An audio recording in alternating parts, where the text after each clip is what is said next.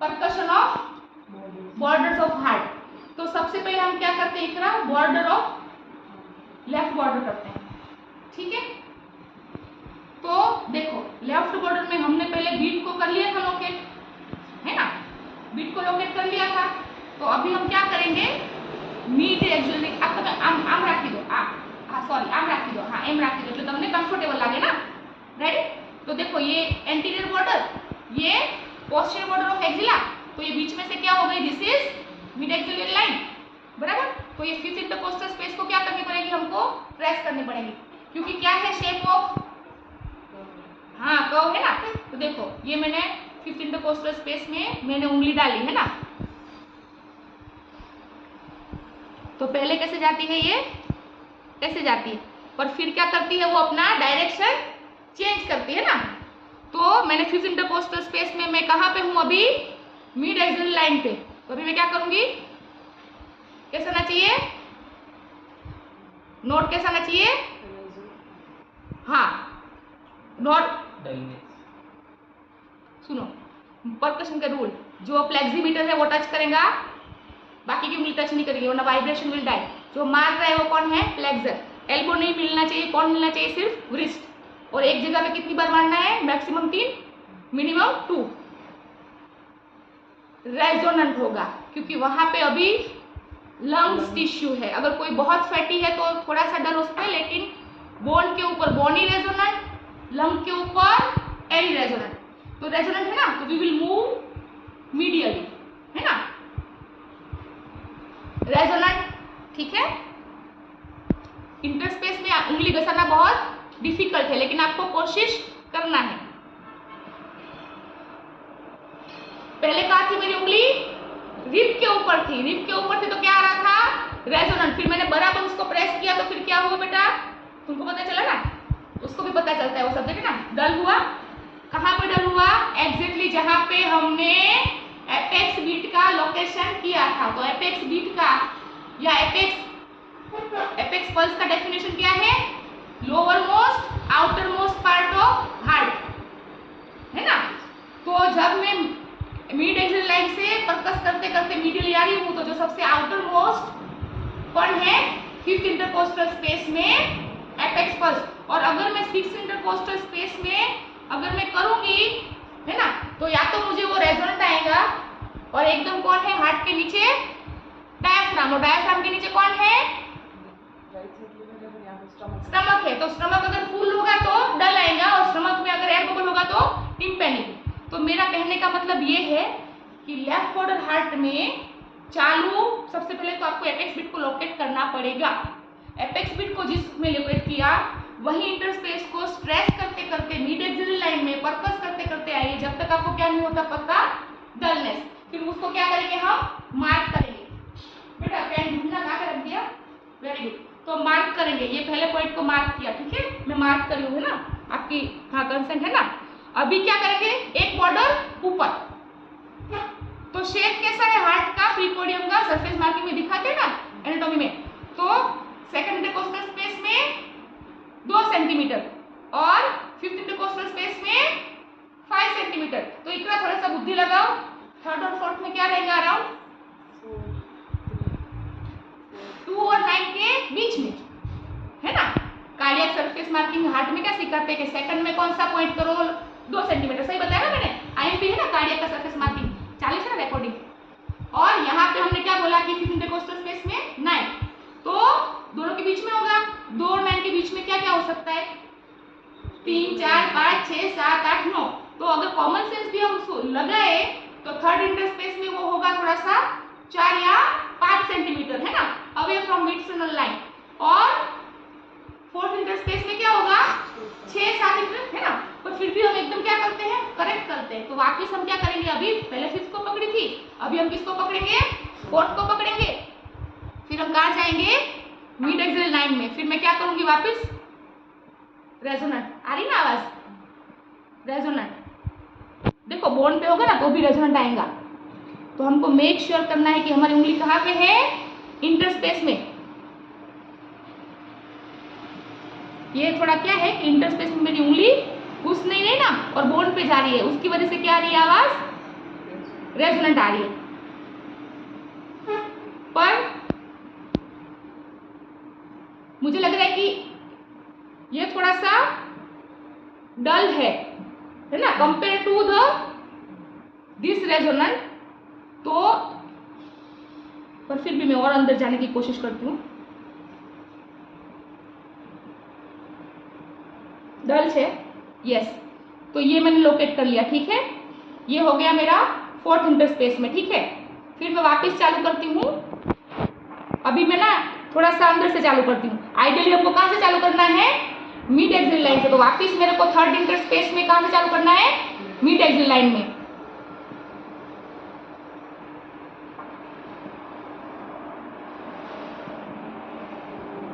तो इस डल compare to the, इससे ये थोड़ा सा डल है।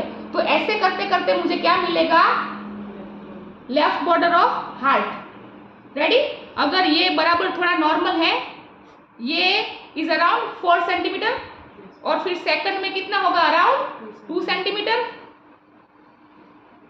अगर कार्डियोमेगाली है ना, और पेरिकार्डियल इफ्यूजन है और इतना बड़ा हो गया है, या तो मीडिया सिग्नल शिफ्ट हो गया है और हार्ट उस तरफ चले गया है, तो क्या होगा? लेफ्ट बॉर्डर ऑफ हार्ट इस तरफ मूव कर देगा। पर अभी तुमको समझ आया? तुम कर सकोगी एग्जाम में? Very good. तो फिर से रिपीट करते हैं कि नॉर्मल हमको क्या सिखाया है एनाटॉमी ने, कि लेफ्ट इंटरस्पेस में मिड स्टेनल लाइन से, है ना, मिड स्टेनल लाइन को पकड़ लो, वहां पे उसकी राइट बॉर्डर। तो लेफ्ट बॉर्डर का क्या है एरिया हार्ट का? ऐसे बना सकते हैं ना उसका सरफेस मार्किंग। रेडी? बराबर बराबर ऐसे रहेगा ना सरफेस मार्किंग में, ऐसे कर दो ना इतना आप लोग। तो ये 9 centimetre in 5th intercostal space. Dullness, ये पूरा डल होगा ना, हार्ट कैसा होगा? डल होगा। आसपास लंग कैसे होंगे? रेजोनेंट। तो ये जो चौरस एरिया है वो डल है। तो हमने क्या किया, कैसे किया इसको लोकेट के? मिड एक्सिल लाइन से इंटरस्पेस 5th को पकड़ी और परकस करते करते अप टू डलनेस। तो एरी resonant up to cardiac dullness 9 centimetre in 5th। फिर 4th में गए, वहां से मिड एक्सिल लाइन से परकस करते करते डलनेस। इकरा थक रही हो? हाँ, तो 4th में अराउंड 7 सेंटीमीटर, है ना, 6 या 7 सेंटीमीटर फ्रॉम मिड स्टेनल लाइन। ये क्या हो गया उसका लोकेशन, डलनेस का लोकेशन, है ना। फिर थर्ड इंटरस्पेस में 4 सेंटीमीटर फ्रॉम मिड स्टेनल लाइन, ये क्या है? Cardiac dullness. और सेकंड में 2 सेंटीमीटर फ्रॉम मिड स्टेनल लाइन, और ये जो 2 सेंटीमीटर का डलनेस है ना, और ये देखो ये स्टर्नम का बोनी, और ये 2 सेंटीमीटर वाला उसका डल, वो जो आ रहा है ना, वो स्टर्नम की वजह से आ रहा है। पर मैं थोड़ा सा लेटरल जाऊंगी ना, तो वो डल है। तो वो क्या बताता है कि वहां पे वेसल है, वहां पे हार्ट का बेस है, यहाँ पे ऊपर एट्रियम है, और यहाँ पे क्या होगी? एओर्टा होगी, पल्मोनरी वेन्स होगी, पल्मोनरी आर्टरी होगी। सही बताया मैंने? ये एरिया को क्या बोलेंगे? ये कौन सा एरिया है?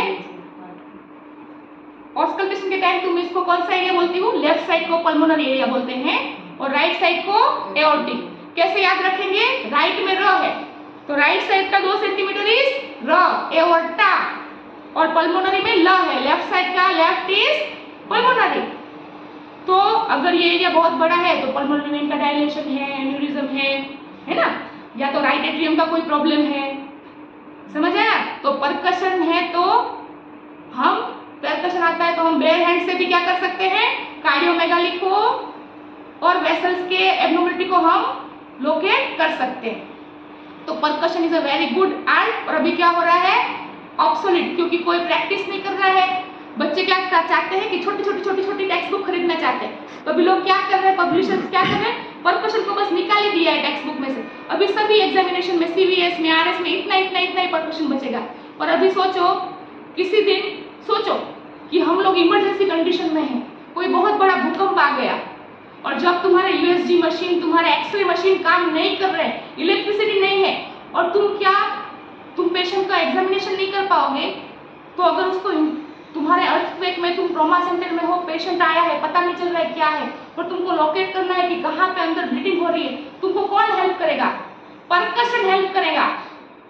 जब तुम्हारा USG machine and X-ray and MRI and CT scan will fail, percussion will help you. तो परकशन जो आर्ट है ना, उसको हमको सीखना है। तो फिर हम आर्मी में जाके वो बॉर्डर पे भी हम लोकेट कर पाएंगे कि जवान को गोली लगी है तो ब्लीडिंग कहाँ पे हो रहा है। तो percussion is a very essential clinical art which is nowadays being obsolete. क्यों? मशीन आ गई ना, हम मशीन पे डिपेंडेंट हो गए, पर जिस दिन मशीन नहीं रहेगी तब, so a doctor must be able to diagnose with bare hands. वही सच्चा डॉक्टर है जो सिर्फ अपने हाथों से और स्टेथोस्कोप से, मेजर टग से, बीपी इंस्ट्रूमेंट से पेशेंट को डायग्नोस कर पाए, बहुत ही छोटी छोटी चीजों से। हो गया, थोड़ा हो गया, रिकॉर्डिंग चालू। मोस्टली मैं हिंदी में ही बोल रही हूँ। ओके ओके, तो लेफ्ट बॉर्डर ऑफ हार्ट का परकशन हो गया। अभी अपर बॉर्डर ऑफ हार्ट का परकशन कैसे करेंगे? हमारे भावनगर में पूछते थे, है ना, कि अपर का करके दिखाइए। तो उसमें क्या करना है हमको? कुछ नहीं करना है, सेकंड इंटरकोस्टल स्पेस को लोकेट करना है और लेटरल साइड से परकशन करते करते करते करते कहाँ पे आना है? Medial side. तो मीडियल साइड आप जब स्टर्नम के पास आएंगे तो आपको 2 सेंटीमीटर ऑफ एरिया क्या मिलेगा? डल। तो वो क्या हो गया? हार्ट का अपर बॉर्डर, है ना, 2 centimetre of dullness on left side mid sternal line से। तो वो क्या हो गया? हार्ट का अपर बॉर्डर। अभी हार्ट का लोअर बॉर्डर परकशन करना इज वेरी डिफिकल्ट। क्यों? क्योंकि हार्ट भी डल, नीचे क्या आ रहा है? थोड़ा सा लीवर, थोड़ा सा डायाफ्राम, वो भी क्या है? डल।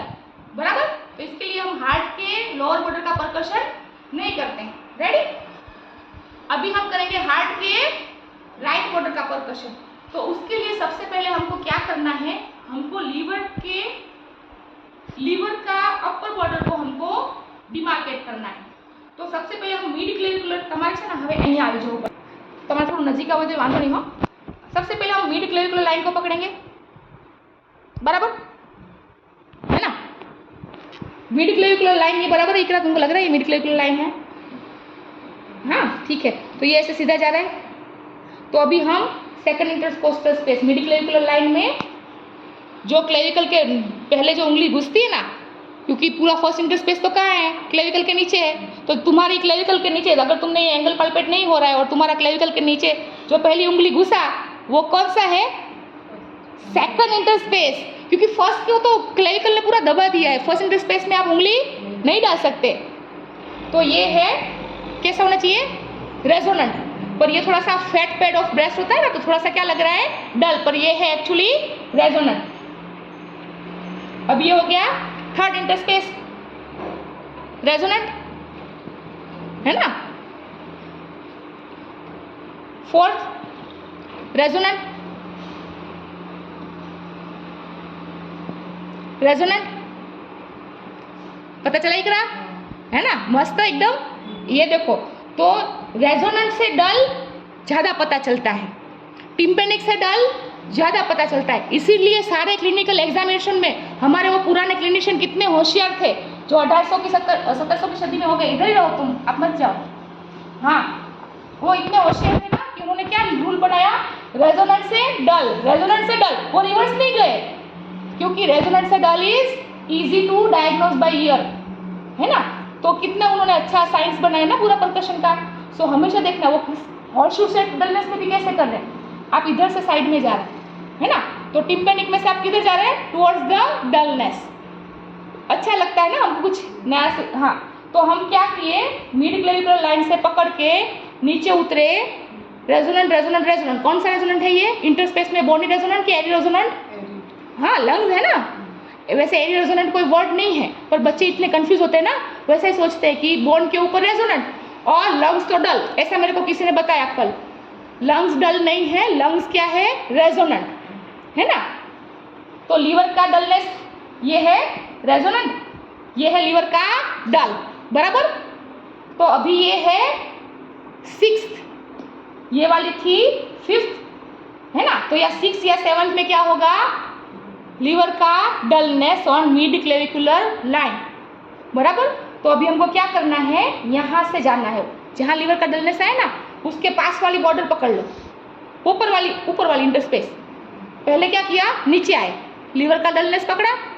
अभी क्या मारो? यू टर्न, है ना, जहाँ रेजोनेंट, रेजोनेंट, रेजोनेंट, रेजोनेंट, फिर स्टर्नम पे डायरेक्ट। तो कहीं पे भी डलनेस सुना?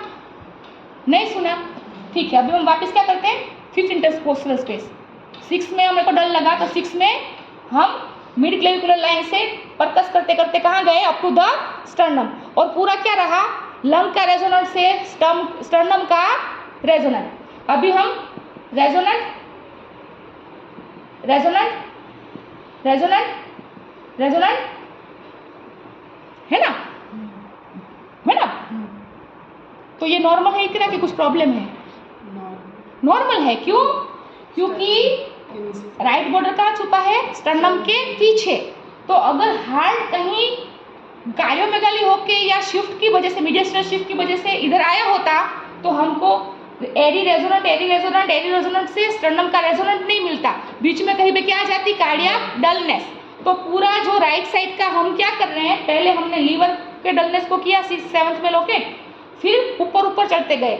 6 में मिड क्लेविकुलर लाइन से अंदर की ओर, लेटरल टू मीडियल क्या कर रहे हैं हम, रेजोनेंट परकस करते जा रहे हैं। फिर 5th में रेजोनेंट बॉडी रेजोनेंट। फिर 3rd में है ना रेजोनेंट, ये 3rd इंटरस्पेस। स्टर्नम पे डायरेक्ट परकसन करेंगे, ठीक है। वहां पे फ्लेक्सीमीटर लगाने का कोई मतलब नहीं है, बोन के ऊपर कभी भी हम उंगली नहीं रखेंगे, क्योंकि bone itself act as a pleximeter. तो स्टर्नम के ऊपर डायरेक्ट, क्लेविकल के ऊपर डायरेक्ट, है ना। तो कैसे पता चली, अपने को पता चल गया ना। तो सबसे पहले राइट बॉर्डर का, लेफ्ट बॉर्डर का कर लिया, 5th इंटरकोस्टल स्पेस में है, पता चल गया हार्ट। फिर राइट साइड क्या किया, मिड क्लेविकुलर लाइन में लीवर डलनेस को लोकेट किया। जिसमें लीवर डलनेस आई उसकी ऊपर की इंटरस्पेस से लेटरली टू मीडियली हम रेजोनेंट परकस करते चले गए, है ना। तो कहीं पे भी कार्डियक डलनेस आई नहीं है, which is actually negative finding, which is actually good finding, है ना। अगर कार्डियक डलनेस आती तो मतलब कि कार्डियोमेगाली है, या तो फिर राइट साइड हार्ट का शिफ्ट है। खत्म।